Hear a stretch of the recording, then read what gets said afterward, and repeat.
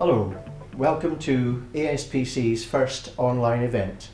This is quite an exciting event for us. We hope that you will enjoy your evening with us, and we hope we'll be able to give you lots of good information about the local housing market. My name's John MacRae, and in the course of the evening you may want to submit questions to us. We have had questions submitted by people as they were signing on before the event, but if you want to submit a question during the event, let me tell you how to do this. On your screen, down in the bottom black bar, you should see an icon for Q&A.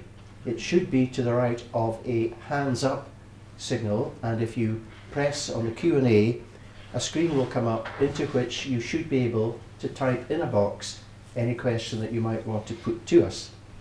We hope you will take advantage of this facility if anything crops up that you would like to know about.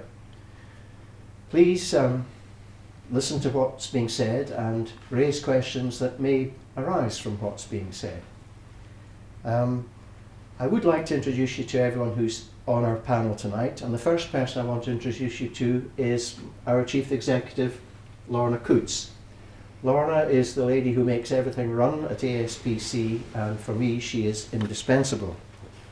On our panel, on my right hand side, we have Bill Barclay. Bill is a partner in Raeburn, Christie, Clark and Wallace, and he has years of experience in the local property market, particularly residential property, and when he answers questions you'll find he has a lot of useful information to give you. Sitting beside Bill is Paul Gregory. He's a mortgage and protection advisor with Aberdein Considine, and he's the chap who tonight will help you with questions about mortgages and mortgage protection. On my left sits Laura Ross. She's a property manager with Ledingham, Chalmers. She's the one who works at the sharp end of the business by going out to see houses and clients, negotiating sales and advising on likely sales valuations. Next to Laura we have Stuart Dunn, who is a chartered surveyor with Shepherd Surveyors, and Stuart, amongst other things, will be able to tell us about anything you might want to know about home reports and home report valuations. What we do have here is a panel with a great accumulated wealth of knowledge and expertise, and we hope that you'll find their answers very helpful. Now, I'd like to say a little bit about ASPC. We've been in business for just over 50 years, and we came up with the idea of making it simpler and easier for members of the public who are buying or selling properties to market their properties and find properties that were for sale. And that simple idea has grown over the years into what is now a fully fledged digital business with an extremely busy and high quality website as the main marketing tool. The changes that have taken place over the last 50 years have been huge, but some things remain the same.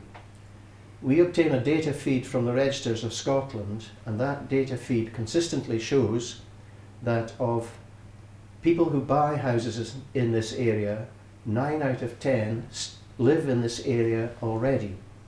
For the 1% who do not live in this area, for the 1 in 10 who don't live in this area, our website is very easily found.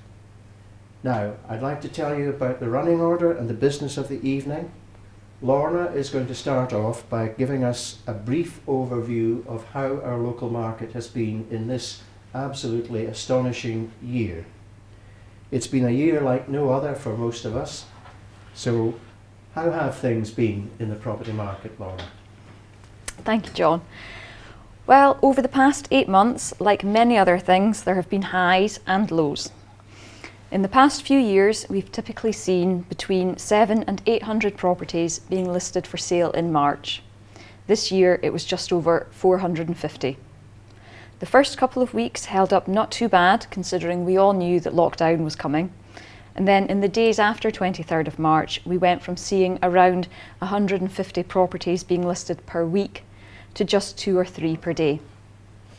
In April and May, With no access allowed into people's homes for valuation surveyors and property staff, we saw only a handful of properties coming on the market.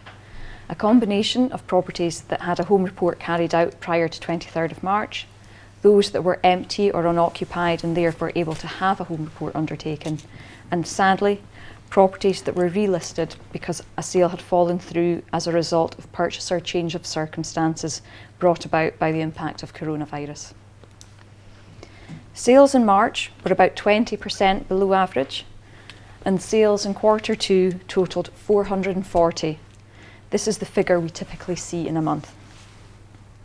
One thing to point out is that the date we count a sale is usually the date missives conclude rather than when the purchaser takes ownership.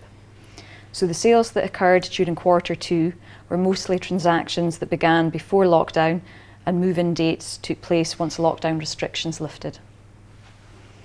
Interestingly, some properties were purchased off the back of virtual tours and video walkthroughs.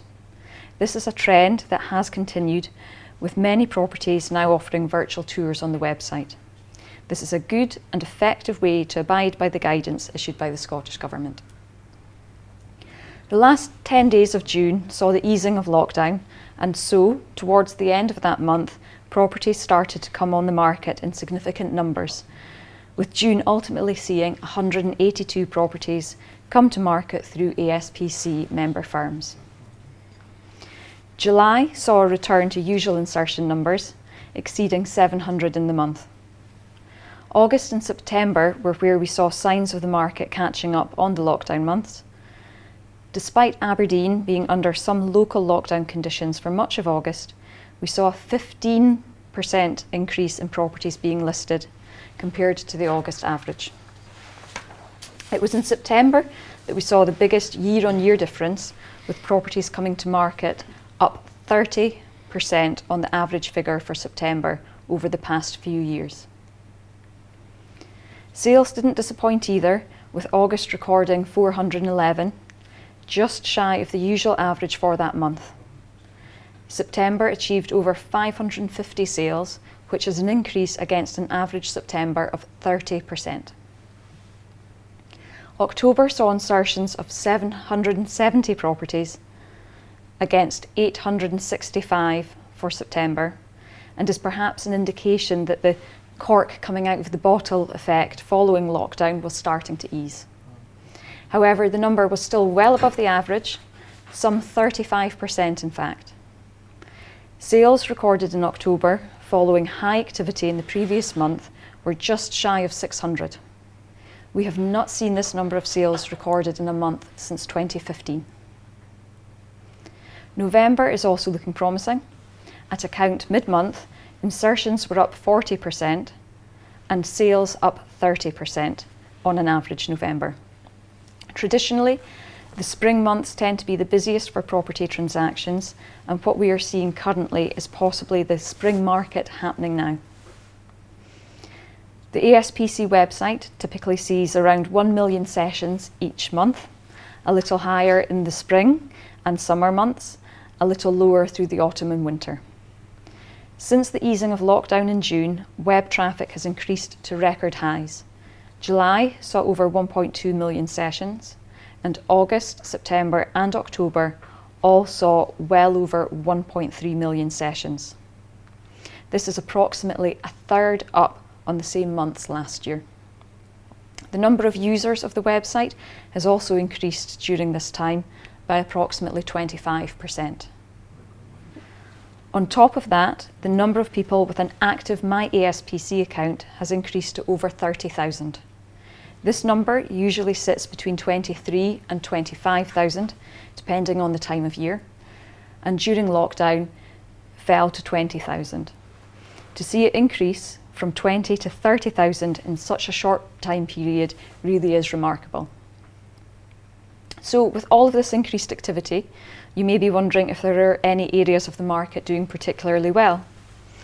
The truth is, there's very little difference between the sales for 1st of July to 23rd November this year against last year. The split of property coming on the market between city, suburbs and country is following the usual trend, with city properties making up 40% of insertions 25% coming from suburbs and 35% from country areas. There's also been no real shift in the types of property coming to market. Of those properties that have come on the market since 1st of July and have since sold, the average time on market was 62 days. It was 61 days for the same dates last year, and so again showing very little change. One area where we have seen a slight difference is detached properties in the suburbs, where there has been a 5% increase in the percentage of properties coming through as sold in this time period. So moving away from stats, on the 22nd of September, the Scottish Government announced a range of restrictions, and a couple of days later it was confirmed that under the guidelines, home moves are still permitted. This includes the necessary steps along the way, such as property valuations, viewings and preparation of home reports. There is an emphasis on initial meetings and viewings being carried out virtually wherever possible, and of course care needs to be exercised in the practicalities of any face-to-face meetings. Local protection levels are a more recent development, and across all levels house sales and purchases can continue, but the advice is still to heed what is happening in your local area. This may mean at times it is advisable to postpone viewings or delay a home move, particularly in level 4. With demand for property largely driven by consumer confidence, it's welcome news that a vaccine programme may be introduced in the not too distant future, continuing to boost the activity that we are currently seeing. Our view is that whilst care and flexibility needs to be exercised in the processes related to property sales, it is possible for the market to continue. With that in mind, we've put together a brief summary of the viewing process as set out in the Scottish Government Guidance on Moving Home, which we will show now. I'd like to thank Alan Cumming of member firm Aberdein Considine for assisting us with filming, and also highlight our appreciation to Cala Homes, who allowed us to film in their show home.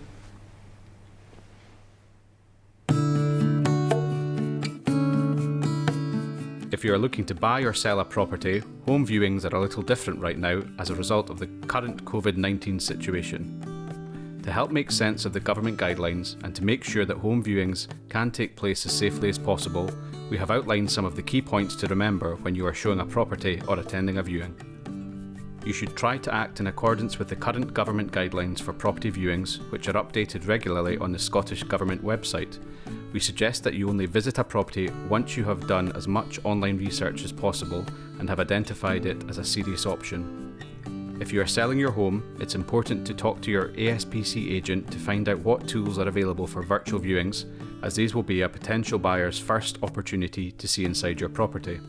As a buyer, virtual viewings are an excellent way of finding out as much as you can about a property before deciding if you would like to arrange a visit. Many solicitors are now offering these as an option, so remember to ask yours. When you are arranging property viewings, it is important that the seller leaves enough time between each viewing to allow surfaces, for example door handles, to be sanitised.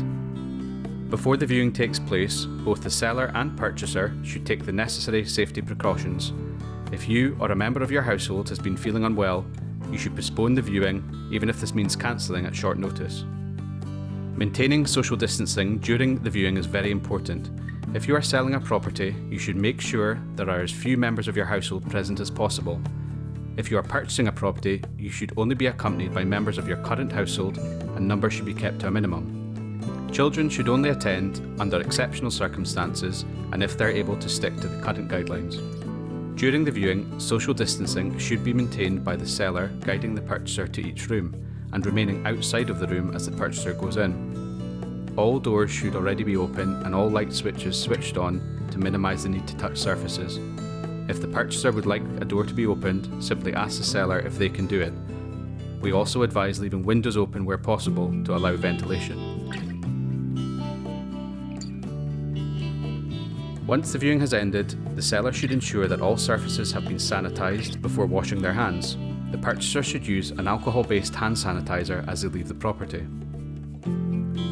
With planning and following the recommendations, a viewing can be effective and safe. Questions can be asked later through your ASPC agent. So to summarise, whether you are looking to buy or sell a property, please remember the following key points. Do not go ahead with the viewing if you or a member of your household feels ill. Wash or sanitise your hands before the viewing and wear a face mask. The seller should ensure all surfaces are sanitised.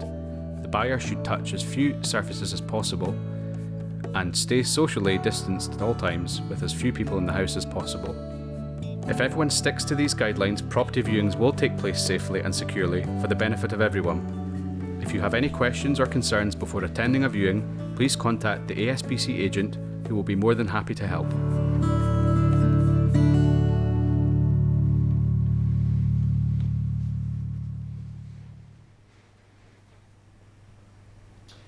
I hope you enjoyed that. It's good to know that despite the difficulties we face, it is possible, with a little bit of care and attention, to carry out viewings safely and sensibly.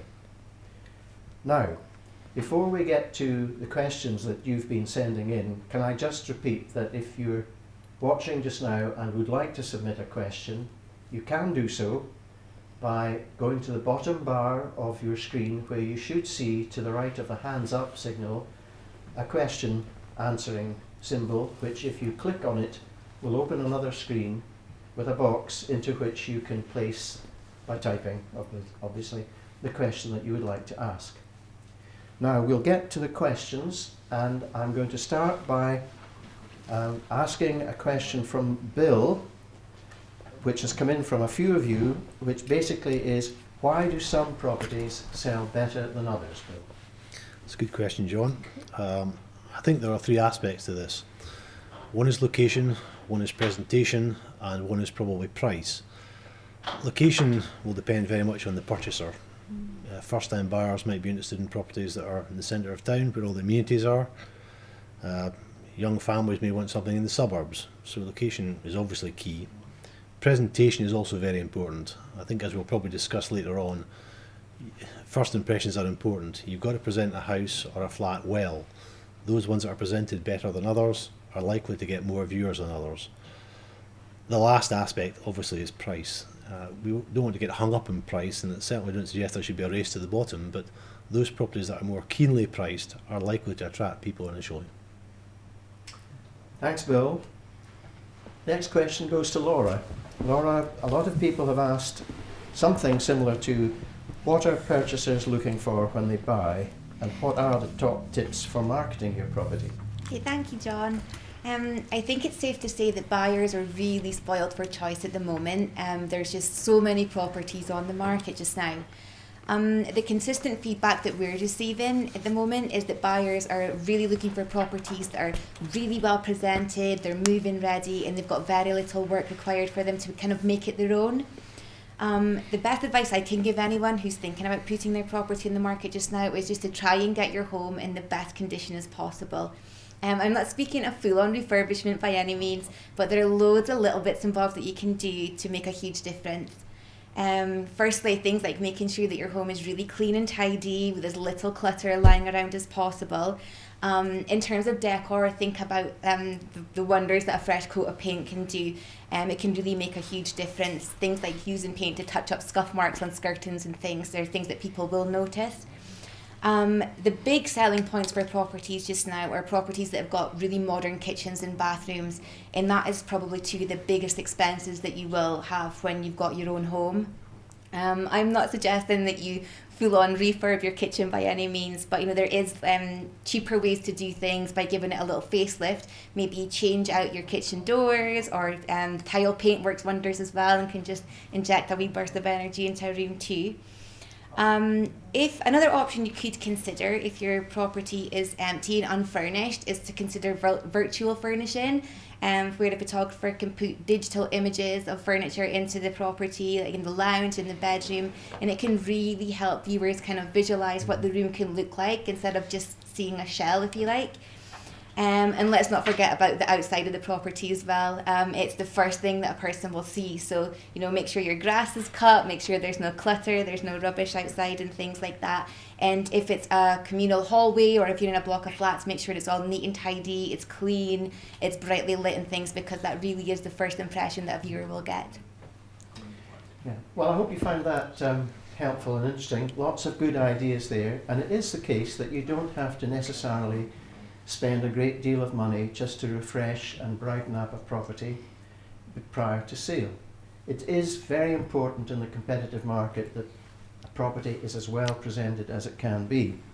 Now, one for Paul. Paul, are mortgage holidays still available? Thanks, John. Yes, mortgage holidays are still available, and you can apply right up until the 31st of March 2021. And the easiest way to apply is direct to your lender, either on the website or over the telephone. What they will require will be your mortgage account number and also some of your personal details. They will then have a look at your circumstances, and they will come back and authorise that payment holiday for you.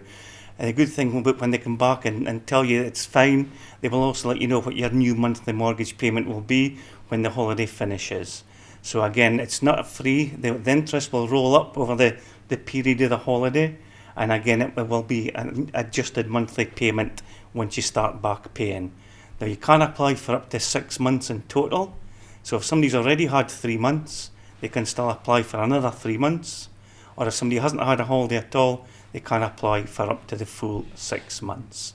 It's also important to remember, apply properly through the lender, and it's not just a case of cancelling or stopping your direct debit.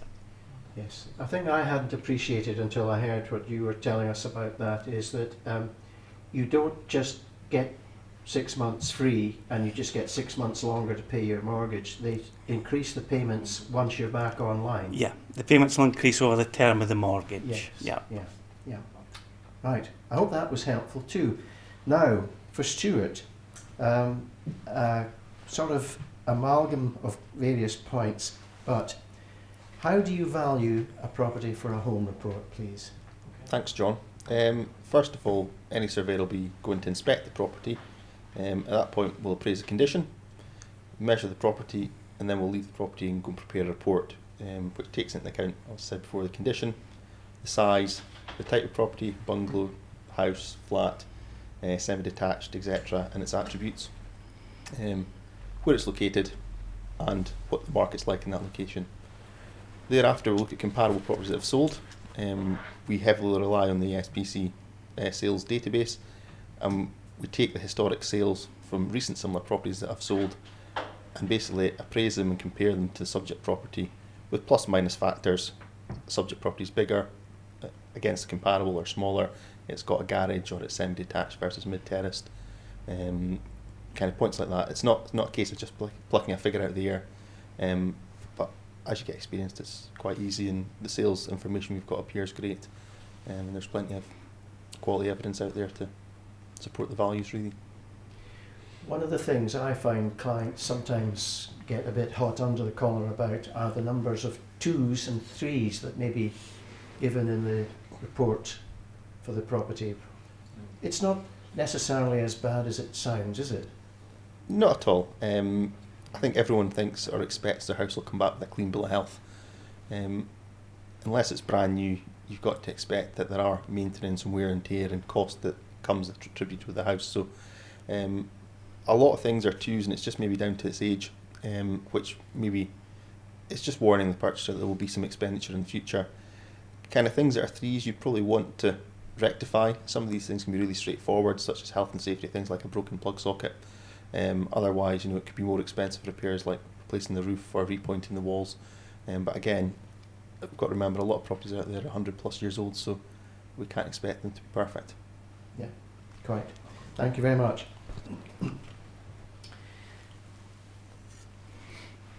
Now, another question that we have, which I think we'll ask Paul to start with, is long-term goal is to rent until I have a deposit together. I think what the people asking that question are wanting to know in general terms is, what are the rules or terms of the lenders regarding deposits? Yeah, okay. Can I just add to that? Sorry, just with some of the questions that are coming in. There's just some questions, some first-time buyers feeling that 90% mortgages are disappearing. So anything that you can add on that as well. Okay, no, thanks, Lorna. I mean, prior to COVID, the mortgage market, we had plenty 90% products and 95% at very competitive rates for both. Since COVID kicked in, the lenders have obviously got a bit more cautious now. Their main concern was that property prices would possibly drop during COVID, and that could lead them into negative equity. So what they did is they pulled all 95% products and most 90% products. Looking at 90% products, we actually had a new lender, Accord, coming onto the market within the past 7 days with 90%. So we're now sitting at 4 lenders that will offer mortgages with a 10% deposit. The other thing about the deposit as well, I mean, obviously it depends on the size of the property. There are a lot of properties in the Aberdeen area just now that are very competitively priced, and that 10% deposit may not be as high as what some people are thinking, depending on what they are looking to purchase. We're seeing a lot as well, a lot of just now gifted deposits. So the lenders are absolutely fine with a gifted deposit if it's coming from mum, dad, grandma, granddad, brother, sister. So that's absolutely fine as well, as regards that goes. We do feel that the market will come back, more will come back into 90% as time goes on, and we will get 95% back come time as well. But it's just we don't know when that time will be. The bank of mum and dad, as you put it, a gifted deposit. Yeah. Am I right in thinking that you have to make it clear to a lender that the money is coming from something like that, or do they not need to know? No, we would normally, there is a declaration that need to be signed to say that they are gifting the money, they've got no interest in the property, and the money does not have to be repaid. Some lenders as well, and again for compliance reasons, they might want to see the bank accounts statements that the money is actually coming from, or the investments that it's coming from. So the main thing is that mum and dad have got no interest in the property, and the loan does not have to be repaid. Yes, so I think that last point was more to do with anti-money laundering regulations, Yes. to prevent dirty money being used under the guise of Yep. a gift from mum and dad. Yeah. And I think the important thing that you mentioned there is that there will need to be something on the file from the donor, Yes. the parents or the grandparents, saying that this is a free gift, we won't be looking for it back. Exactly. Yeah. You can understand the lender's concern Yeah. about being assured on that. Yes. Right, thanks. Bill, another question from a lot of people is, how's the flat market doing? It's challenging. I think there are an awful lot of flats on the market, but a lot of that is because some of the buy-to-let properties that we had in Aberdeen have now come back onto the market. With every negative there's a positive, and that positive is that there are plenty of flats available, and from a first-time buyer's point of view, it's a great time to be in the market. Paul's mentioning mortgage availability. That has been stunted a little bit by ADS, Additional Dwelling Supplement, buying buy-to-let properties, but I think generally speaking there are opportunities there. So the positive in the fact that there are a number of properties on the market is that it's a great time for first-time buyers to be buying. Your prices are particularly competitive, and again going back to a point that was made earlier by Laura, people have realised that if you dress the properties well, you'll get them sold, and with prices being competitive, there are a number of opportunities there. I think an interesting statistic about flats, because it is a very competitive market, as you say, caused by supply being plentiful and demand not being as robust as we would like. Nevertheless, in the period that Lorna was talking about, from 1st July to the end of November, was it? Yeah. End of Well, October? 23rd November, just a 23rd few days November, ago. almost end of November. The number of flats sold in the city was more than the number of all other properties in the city sold. So it's not a gloomy picture, it's a challenging picture, a competitive picture. Well, it's the key to the market, because the bottom end of the market has to move. If we can get first-time buyers into the market, whether it's one-bedroom studio or two-bedroom flats, that allows everyone to move up the property ladder. That is the key to any property market. You have to have the bottom end moving. Once that does, it feeds its way up the property ladder. Mm-hmm. So if I may sum up about that, I think the flat market is acknowledged to be challenging, but deals are being done. Mortgages are not quite as difficult as they perhaps were very recently, and because of the competitive nature of the market, the amount of actual cash needed for a deposit is not as daunting as it might have been once. And with interest rates low and forecast to remain low for a long time, one of the few silver linings of COVID perhaps, yes, it's quite a good time. Well, our government is borrowing billions because it's cheap. Yeah. So it's not out of hand for someone, a first-time buyer, to buy somewhere to live. Okay, that's great.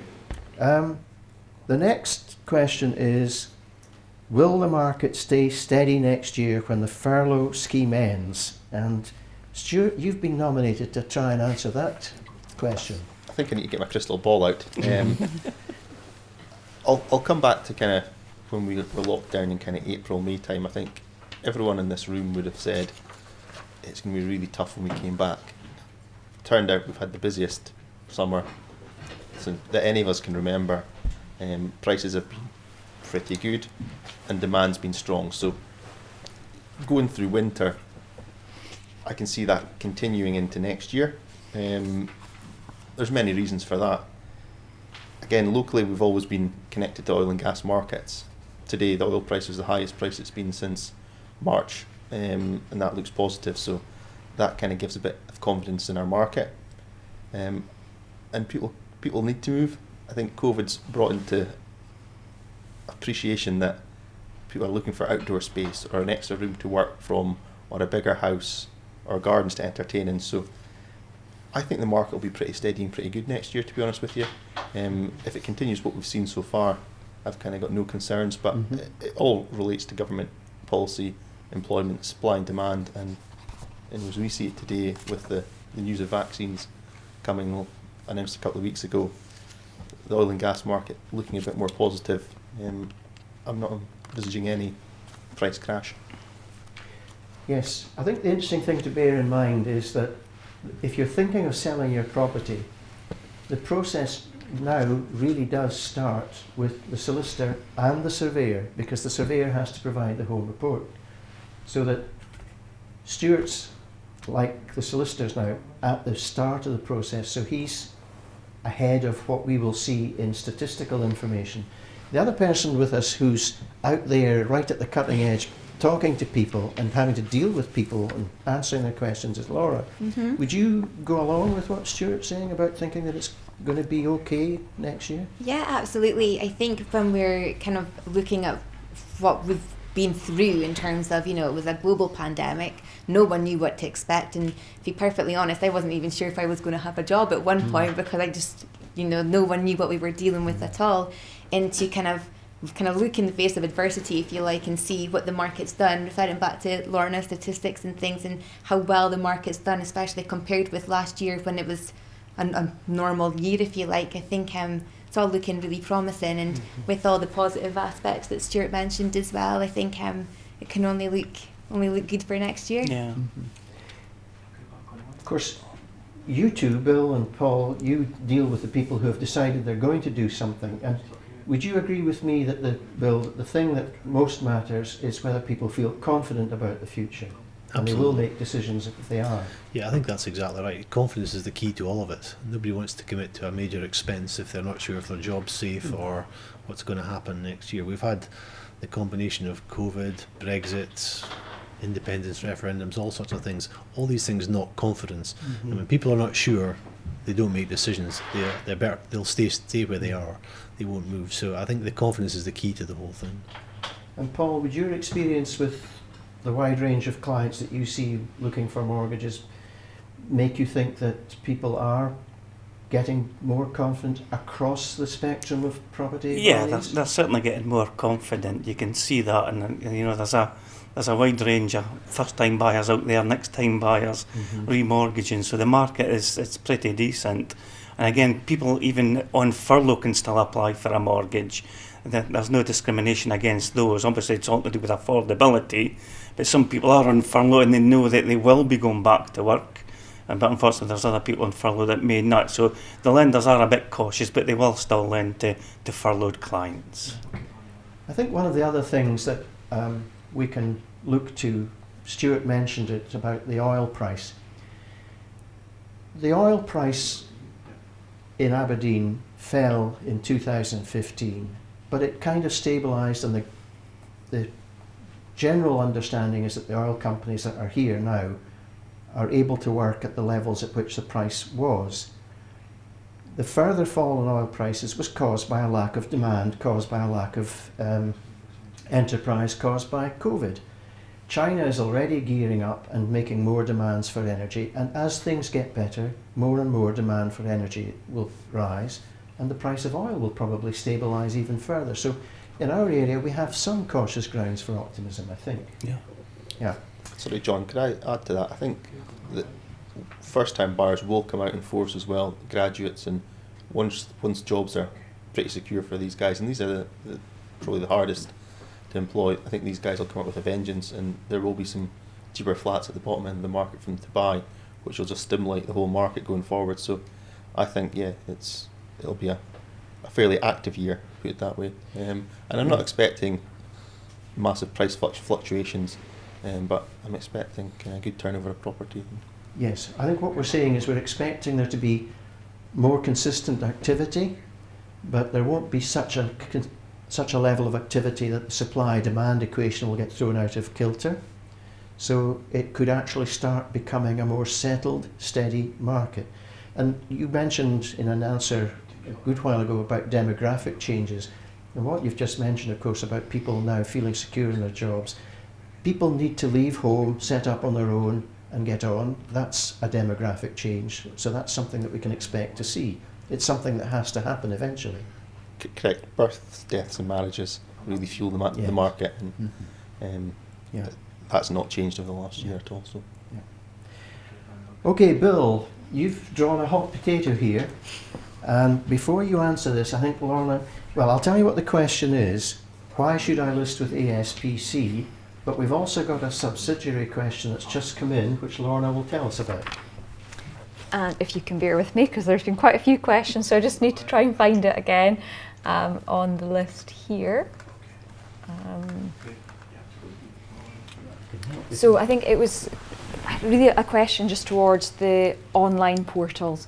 Is there a trend away from properties for sale being advertised on ASPC towards some of the more online-based businesses? I can do with that bit, but would you start off with why you should... Why ASPC? Yeah, I suppose that's a good question.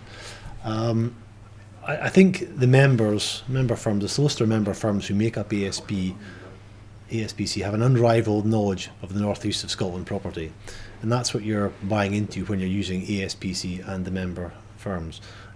We kind of know the nuances of the market up here. We know things can be different in Barclay and Ellen, Stonehaven or wherever, so we understand that. We also have a knowledge of property up here that's, because we often bought some of the properties we're selling, we know about planning issues with the property, we know about access issues with the property, we know about septic tanks and soakaways.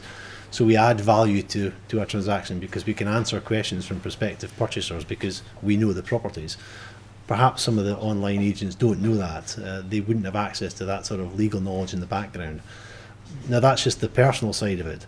I think the technology side, which you will probably go on to discuss, is equally important. The site that we have is designed for the North East of Scotland.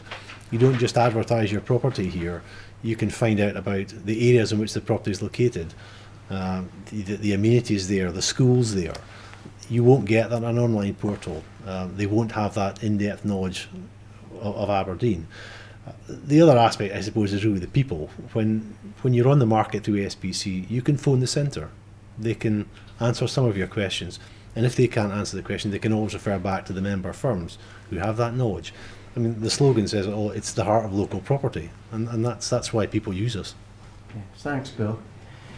I would also like to say that we have noticed some change in the ratio of or proportion of properties advertised through ASPC.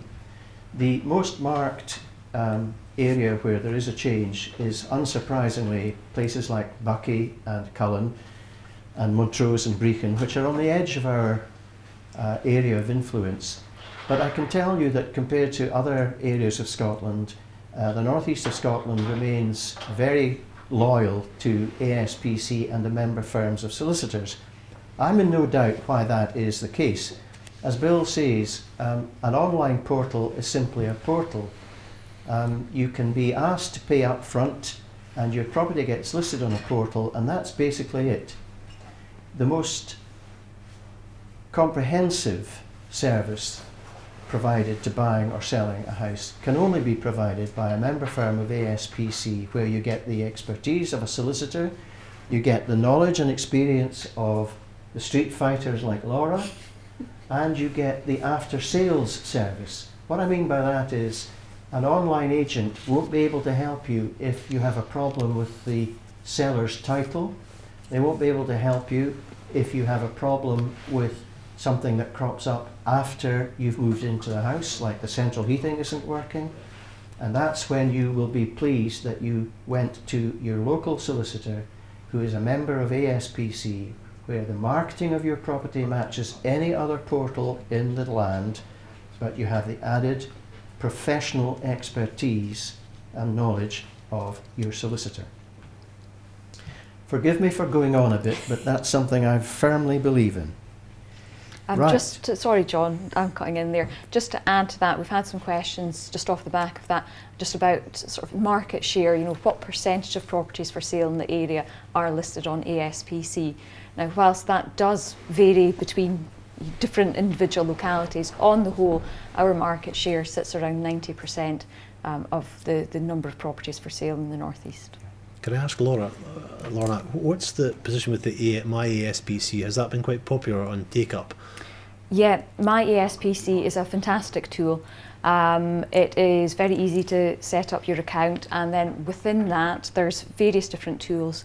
One of the main ones is to be able to set up a saved search.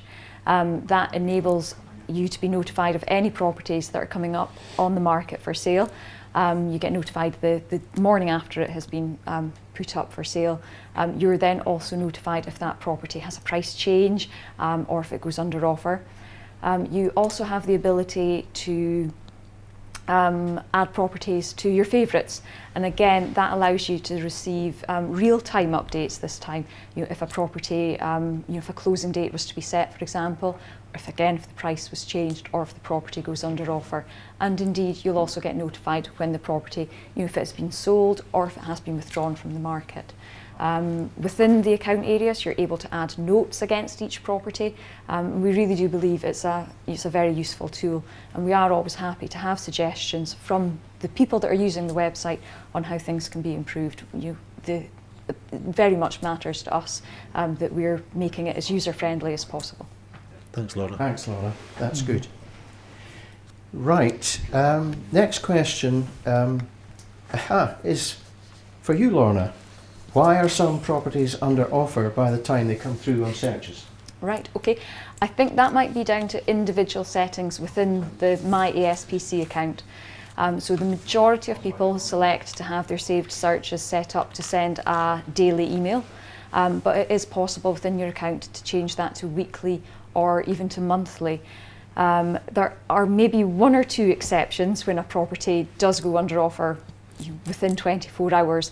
But those days are sort of 10-15 years behind us really. The majority of properties would be on the market so for at least sort of a few days a week before going under offer. So I think that's a particular account setting, and if that user wants to get in touch with us, we can help you get that setting changed. Thanks, Laura. We've had a few questions in general about LBTT, or as it's still referred to routinely, stamp duty. The situation with stamp duty in Scotland is different from the situation in England. But in Scotland, the threshold is normally £145,000, and at the moment that threshold has been raised to £250,000, but that is due to expire on the 31st of March next year. Given the duration of the difficulties with COVID, however, it may be that both Scottish and English governments may extend that deadline for a bit longer. The kick in the tail for stamp duty is the additional dwelling supplement, and I think Bill would like to say a little bit about how additional dwelling supplement has affected the buy-to-let market. I'll not slip into politics here, John. Yes, I think that the difficulty with ADS is that it stifles investment at the lower end of the market. And as we talked about before, we have an awful lot of flats Now, those flats would be ideal opportunities for buy-to-let investors. But at the moment, if you're paying ADS at 4%, you're in effect losing your first year's rental. It's unfortunate that as part of the incentive to raise the LBTT threshold to 250,000, there hadn't also been some thought to perhaps suspend ADS, because I think that would have been a shot in the arm for the lower end of the market. We'd have got some buy-to-let investors back into that, and we'd certainly have kicked things on a wee bit. But I doubt Nicola Sturgeon will be watching tonight, but it would be nice if that was maybe thought about by Revenue Scotland. Yes, it would be nice. Thank you, Bill. Now, Stuart, a lot of people have been asking, is it possible to get an informal property report done before the official home report so that any faults can be identified and possibly rectified before going to market? Thanks, John. First thing I would say is you can actually do it yourself to a certain extent. Go and look at the house with open eyes, or ask a friend that's got good eyes. Is the front door a bit rough, being decorated? Is there weeds in the gutters? Have you become immune to your own surroundings? As kind of Laura said, it doesn't need freshened up. But yeah, you can have the home report done in advance, and you can spend a bit of time rectifying things. So sometimes it can be sorted very quickly if it's something small. Otherwise, you might take a bit of time to sort the problems out before listing. There's no obligation to list your property as soon as the home report's done, and you can get obviously advice in advance. I think some of the questioners are wondering what to do if the surveyor says something like you've got nail sickness or you've got some light infestation of woodworm, because the variety of things that can be discovered can range from really quite serious down to really quite simple and straightforward to remedy. For sure. I'll touch on the nail sickness bit. If you are regularly repairing your roof or you've had issues, it's going to flag in your home report that it's going to need ongoing maintenance unless it's been replaced in the past. But it's a 100-year-old property, and most of the purchasers at that level will be aware that they're going to have to spend money on the property, and it's part of the character. Woodworm can be a small issue or a big issue, and it can be sorted sometimes for a few £100 and a bit of spray treatment that maybe takes a day. So sometimes the advice is don't panic straight away. Little things might pop up that will scare you, but generally speaking, your bigger things you're probably somewhat aware of in advance, with damp spots on the walls or water coming through the roof. It shouldn't come as a massive surprise to you, and these things can be rectified at cost. Or again, you can still market your property with defects, and obviously the price is reflected in the value and what you're going to get for it further down the line. Yes. I think, if I understand correctly, what you're saying is that there may be certain things that get shown up in a home report that may make you wince and wonder if you can ever sell your house, but not to worry. If it's a really big job that you can't carry out yourself, the valuation will reflect the likely involvement in curing that, and you can still put the property for sale because it will still have an attractive enough price compared to condition. Correct. But there may be certain things that are not that bad or difficult to sort, and the individual proprietor could make the decision to have that done. And I think then they need to tell you and show you that it has been done, like the copy of the renticle certificate. And you will mention that in your report. Exactly, and if it's larger works that have been done that maybe they've got the valuation report and they think, well, we actually do want to invest some money in this to help it sell, we've got a bit of time, and we can come back and re-inspect or replace the home report as such. And at that point, we go back and re-inspect. We're not just looking at the works we've done, the valuation's potentially been improved with the works we've done as well, whether that's repairing the roof, changing the roof, kitchens, bathrooms, etc. Yeah. Thanks very much. Right, one for Stuart and Bill, but since Stuart's just been speaking, we'll come to you first, Bill. This person says they own a 4-bedroom semi. They're looking to sell that and buy a bigger house in the city. Has COVID had any impact on homes above 500,000? I don't think COVID's had an impact on homes over 500,000. I think generally the economic situation probably has. And that's back to what we talked about before. That was about confidence. I think at the upper end of the market, you need to have confidence when you're thinking of investing £500,000 or more in a property. You have to be sure that your work is secure, that there's a steady stream of people looking to buy your existing property. If the gentleman's selling or the couple are selling at 400,000, they've got to be sure they can get that sold and then move up the food chain. I think, well, maybe Stuart has a different view, but I'm not convinced COVID has had that much of an effect. I think it's more the economic situation within the area. It's the supply and demand factors, but Stuart, do you feel that's... As we look across the whole nation, really, COVID hasn't affected the property market as such. It's actually, we've had a good burst after coming back to work, having looked at kind of nationwide Halifax surveys. So COVID's not affected the market here locally either. I think the higher end of the market has been hurt since the introduction of LBTT. It does hurt at that level a bit more, but we've seen plenty of properties sell at a higher level in the last year. But again, not so many as you would have seen 5 years ago.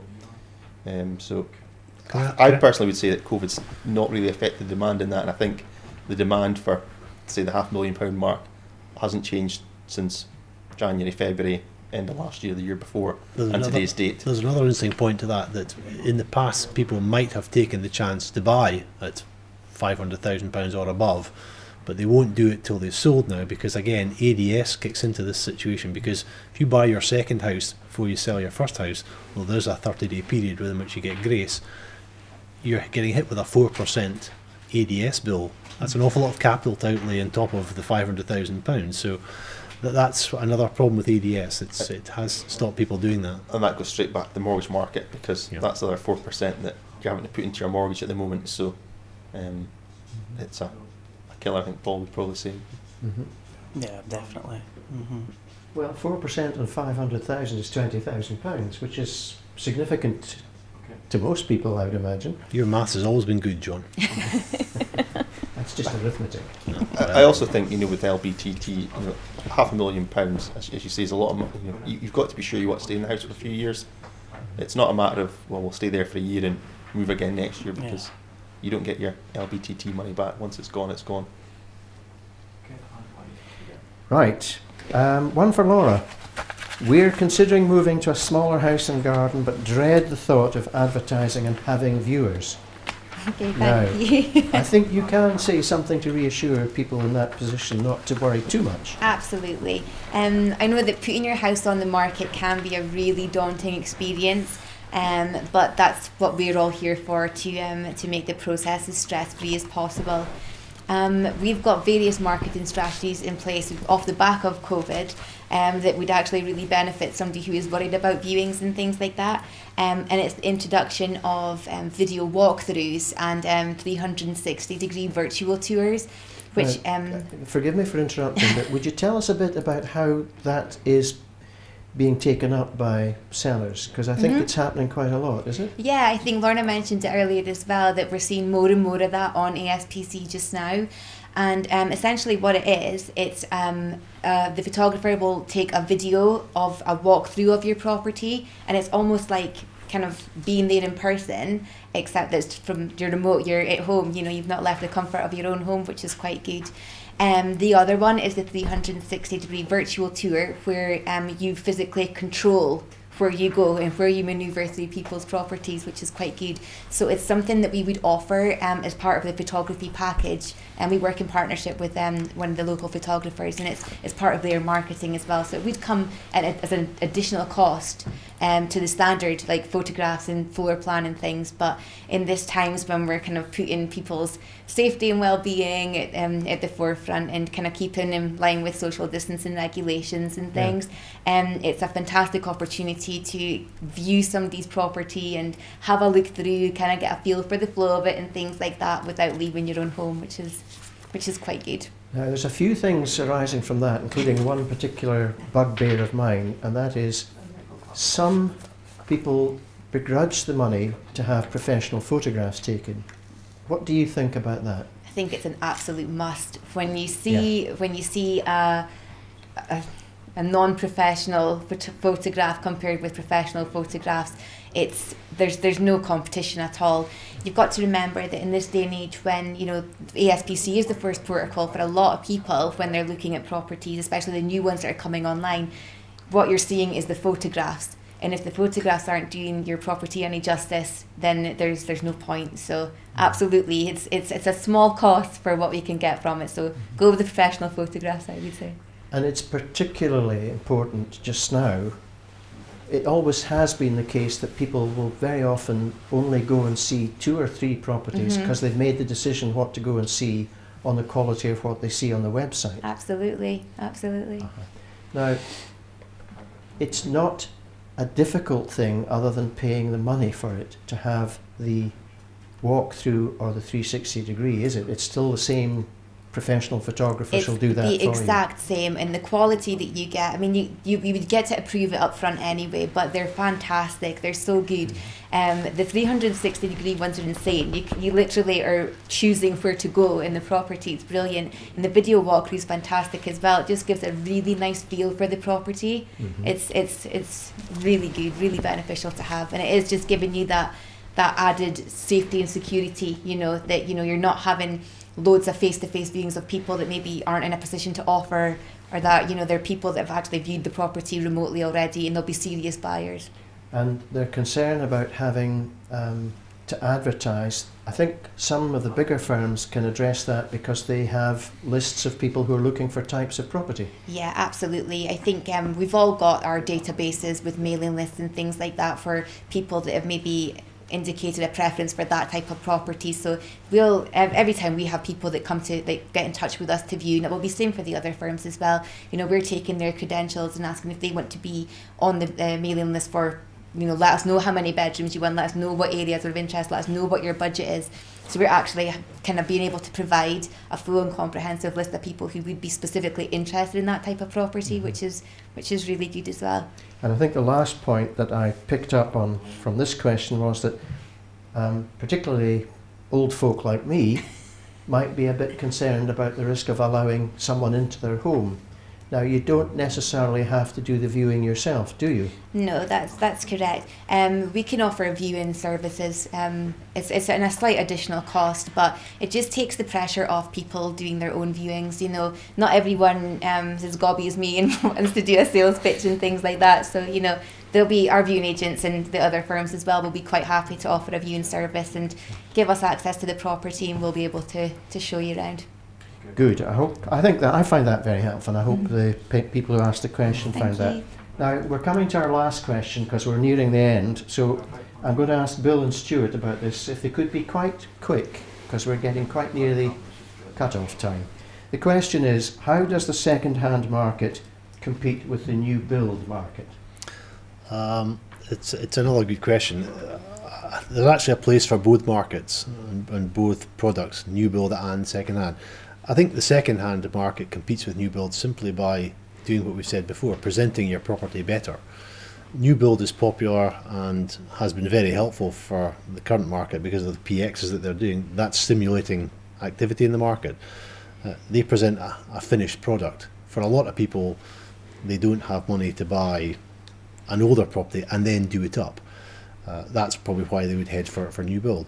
But the way for second-hand properties to compete is to do your property up to a sufficient standard where there's not as much work has to be done in the property. That's kind of the key. If somebody can buy a property, get their mortgage, put the deposit, move in, and not have to spend £20,000 or £30,000 on kitchens and bathrooms, that's the way to compete. Presentation of the property, that I think is the key to it. I've got a huge amount to add. There's clearly demand for new build, and there's been a lot of new build sales, and there's a lot of new build developments. And again, they go hand in hand. But again, it's dressing and presenting. If you want your house to be as good as that new build, it's dressing it and presenting it to a high standard, and appealing to the purchasers that way. Again, there are advantages of the new build out there as well. You don't have anything to spend for the first few years, etc. on it, but you can do that and prepare that in the second-hand market. There's a place. You'll always get definitely a place in the market for both. Exactly. A second-hand property is always going to be a bit cheaper, just like a second-hand car, etc. Bill, can I just add as well, sorry, the bulk of the people that will be looking at properties on the ASPC might need financial advice. So I think it's almost beneficial to go to an independent mortgage and protection advisor, because I've mentioned 4 lenders potentially do 90% mortgages, who's to say your bank is one of those? Yeah, you're very, very right to say that. Yeah. You always get independent Exactly. advice. Don't And sign again, anything at the no. sales office. And I think, it's just knowing clients getting to know their affordability, what the monthly payments will be, what the lender will lend them, Yeah. what deposits required for a second hand, what deposits required for a new build. So it is quite, comprehensive, and better seeking independent advice. Yeah. Yes, things have changed a lot since I bought my first house in 1971, when there were 4 or 5 lenders, and that's all you had to worry about. Yeah. Well, we're just about done for time. Is there anything, Lorna, you want to raise Um, from what's come in? There's still quite a few questions there, so we can maybe try and batter through a few. Okay. One of the most popular ones coming in is really just, price people are having to pay against asking price stroke valuation, and just at different ends of the market as well. So I don't know who wants to take a stab at that first of all. We have to go to the mountain and ask Bill, because he's busy doing deals all the time. I don't know if that's an easy question to answer, to be honest. I think it depends on which area of the market you're buying in. Depends how much of a particular product is in the market. If you have a street with 5 properties and one person wanting to buy one of those 5 properties, the buyer's in a great position. And it is a buyer's market at the moment. I think a lot of the stock that's coming onto the market at the moment is well presented, it's well priced, the home reports are giving sensible values, so that's what's selling. And if something's just on the market, then you'd be expecting to pay around about the valuation figure. I think because it's a buyer's market, there's a perception that the buyer will always get the property for below home report value. That's not always the case. It's happening a lot just now, but it's not always the case. So I think a lot depends on what you're looking to buy and whether there's a lot of that particular product in the marketplace. Anyone want to add anything to that? Surveyor-wise, if we see the prices go through, the prices have been pretty good. The stuff that sits, the longer it sits, the harder it's going to be to get that price. The market conditions maybe change for that property. It's a good and point. on that basis, maybe sit back and take a fresh look at it and say, do I need to decorate it? Do I need to dress it? Why is the other property selling and mine isn't? But generally speaking, things aren't selling massively below value, current values. It's there or thereabouts, and I think when we got back to business in the summer, there was the closing date word that happened a few times and a few good prices paid, so it does show that there is still confidence in the market. I don't want to make Stuart feel good about himself, but it is a difficult job for surveyors at the moment because there are a number of statistics that will show very low prices for particular properties. There'll be other ones that got closings, but there's a big gap between top and bottom on the same product. So it's very difficult for you to have to guess and make an objective assessment of what the value is going to be, because that low price may well have been 2 factors, nothing to do with the market itself, a distressed sale or something along those lines. So I don't envy your task in having to pick a value and put that home report number in. That's as nice as I can be about surveyors for the evening, so I'm sorry. Well, having contributed to the fund for the welfare of distressed solicitors, can I just underline one thing, which this clearly shows? It's that Stuart and Bill and the other panellists, because they're local and they operate in this market, they have the ability to understand the differences, the nuances, the various facts and circumstances for each particular property that will enable them to give you advice on how to approach the negotiations. And Laura will also have that, and she can carry out her negotiations with the benefit of the information that they get from the ASPC database. Lorna, is there more? Yep, so a couple of questions on home reports, which should hopefully be quite quick to answer. The first is, if a home report has expired and the seller needs to get another, is this done before or after an offer is accepted? It's out. Do you mean is it out of date? Is it past 12 weeks or? Yeah, so home reports past 12 Well, weeks. that's an artificial date really because of lenders. I think lenders took the view that after 12 weeks they'd want the home report refreshed. Traditionally, you wouldn't refresh the home report until you had an acceptable offer. That tends to be how things are done. It depends how long the property's on the market, but by and large, you wouldn't go to the expense of refreshing the report until you had an acceptable offer. Bill's covered that perfectly. Yeah. And at the point down the line, you do look at reappraise it and revalue it down that line. So the offer isn't fully accepted and missives concluded until the refresh comes. comes back. But There's an add-on to that, and I would say that sometimes December or January time, when Christmas and everything is past, if a property's been in the market for a period of time, let's say a year, you may find some sellers will want to refresh the report. They may be thinking about a price change, and at that point they may take the view, I might be as well getting my surveyor back, have a look at the property and tell me what realistically it's now worth. That happens, the property may be revalued, maybe come down a little bit in value, and that will encourage them to change their price at ASPC and maybe drop a little bit. So that happens a bit as well. I think I would probably just add to that as well, that if you are maybe, if you are a seller and you are thinking about maybe relisting your property, it's worth just revisiting the photos of your property, look at the floor plans, look at the layout of your furniture, look at the order of your photos on the website. Is it if it's a flat, is it the lounge? Have you got an inviting lounge? Maybe make that the front photo. And one of the main things, if you are going to the expense of relisting your property, to get it to the top of the listings, it is absolutely worth getting the home report refreshed at that point as well. It just freshens everything up. And just also on the home report side of things, somebody is asking that, again, a property that has been on the market and they have decided that they are maybe going to get some of the repairs done that have been suggested in the home report. At that stage, for a home report that's been on the go for, say, 6 months, how do they get that updated or reissued to advise that they've maybe had the woodworm treated?